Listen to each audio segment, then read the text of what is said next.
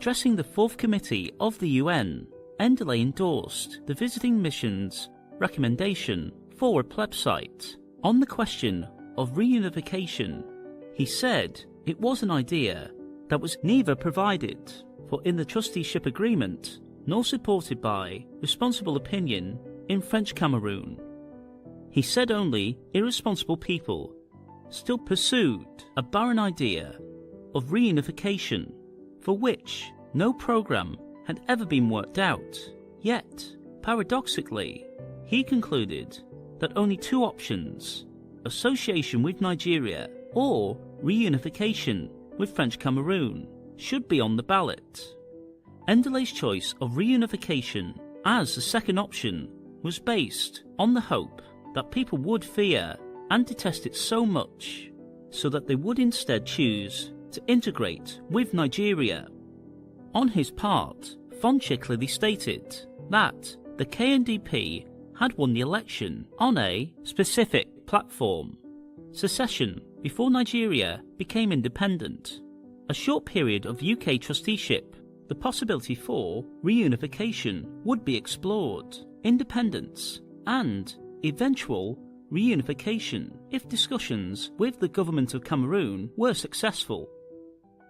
Fonche's choice of questions on the plebiscite were secession versus integration with Nigeria. According to him, reunification was predicated first by secession and depended on discussions with French Cameroon.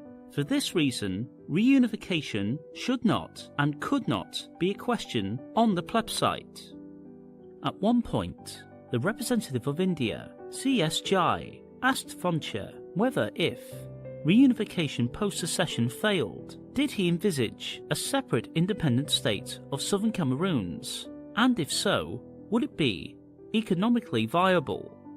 To both of which, Fonche replied a resounding yes.